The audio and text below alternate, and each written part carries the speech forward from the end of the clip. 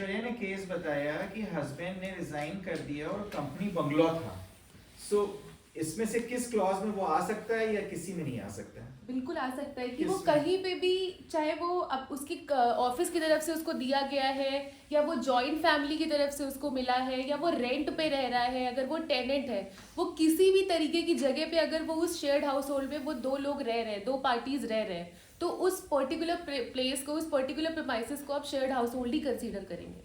Suppose he was not a tenant. Suppose husband was not a tenant. Then still would the wife have a right to stay in that premises? Sure. कैसे? तो जहां जिस जगह पे भी वो रह रहे Where होंगे, does this say? अच्छा, let me just rephrase it. Let me just, आप में से किसके फादर गवर्नमेंट सर्वेंट रहे हैं या हैं? गवर्नमेंट एकोमोडेशन मिला था? जी मिला था? जी. कहाँ मिला था? गोंडा में. गोंडा में, सिविल लाइंस में भी. जी जी. गॉड फॉरबिड किसी के भी गवर्नमेंट सर्वेंट में husband wife Gonda civil lines में गवर्नमेंट एकोमोडेशन में रह रहे थे. They separate. It's a government accommodation. They separate. जिस पोस्ट पे, suppose he was district magistrate Gonda, now he has been transferred somewhere else. Can wife insist कि no, I will continue to live in the district magistrate Gonda residence in civil lines forever? No, there is alternative accommodation is there in. No, only that answer.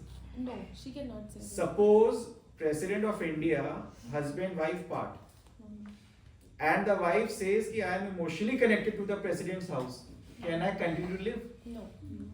This was the problem with the company bungalow. So she wanted to stay in that bungalow. She is still staying. That's fair enough. Okay. But the thing is कि the enactment Clause doesn't take care allow. of this situation. Yes. This is what आपके career में आएंगे ऐसे cases, इसलिए बता रहा. I don't do cases for husbands. I do it only for wife and children. But if I do it for a husband, my situation contingent is कि please reconcile. Take all responsibility of your children and wife, only then I'll be doing it. So in that case, they gave a bank draft, 50 lakhs or so in the court. They resigned from that. And then the company secretary wanted us to get a favorable order so as to clear my pending fees. I said nothing doing, I'm blocking you, I'm not taking care of your case. And they lost it here. They go to Supreme Court doesn't give them any relief. And then they start begging for mediation, which they were against till High Court. Now they are going into mediation. There's a stricture against the husband. So we are sharing real experiences with you. So please go and study this shared household definition again. कौन बताएगा आली में से about respondent's definition?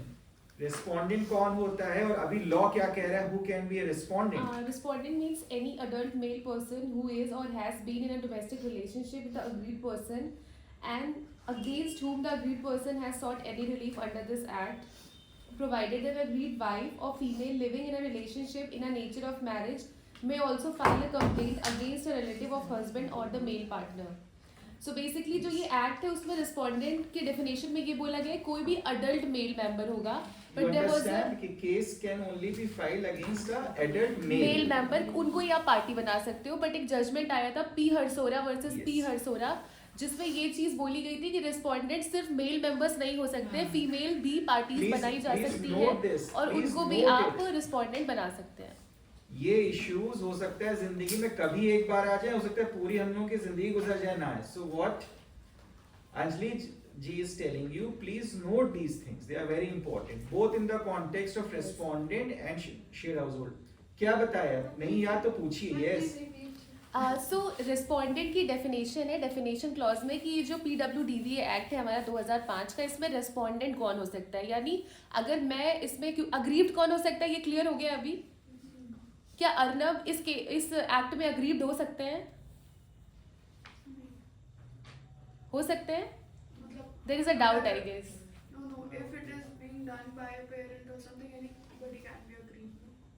Who is an aggrieved? Aggrieved की definition देखिए आप. First come to the aggrieved definition.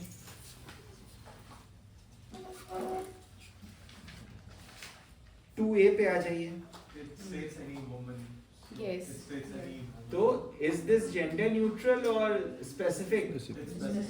So act का नाम जब भी हम कोई लॉ पढ़ रहे होते हैं सबसे इम्पोर्टेंट है, जैसे आपकी बेयर एक्ट है उसमें सबसे पहले ऊपर देखिए एक्ट के नाम में विमेन लिखा हुआ है, तो इसका मतलब ये सिर्फ और सिर्फ इसमें जो अग्रीड हो सकता है वो कौन हो सकता है, विमेन्स हो सकती हैं। अब जो हम डिस्कस कर रहे हैं वो है हमारा रिस्पोंडेंट, कि इसमें रिस्पोंडेंट कौन हो सकता है। तो जो डेफिनेशन 2Q में दी गई थी रिस्पोंडेंट, यानी अगर मैं अग्रीड हूँ तो मैं किसके खिलाफ कंप्लेन कर सकती हूँ, किसके खिलाफ मैं एप्लीकेशन फाइल कर सकती हूँ इस एक्ट में। तो जो एक्ट में दिया हुआ है वो ये कोई अडल्ट मेल पर्सन होना चाहिए, जो एक्ट में दिया हुआ था। लेकिन इसके बाद एक जजमेंट आया जिसका नाम था P Harsora versus P Harsora, Please जिसमें note this down. Just give them 1 minute. P, are you getting it? P Harsora versus P Harsora. Can anybody just Google it and give them the citation? Yeah. So they have it on their mobiles or on the notepad, wherever they are taking it down. You can even write it on your Bear Acts. So if you write it on the Bear Acts, it will remain with you forever as long as that Bear Act is with you. 2016. 2006. Please tell them the citation. 2016. Or just share it on the group, or you can just share it to Aishwarya. She'll share it on the intern groups. Okay. So what was held in P Harsora?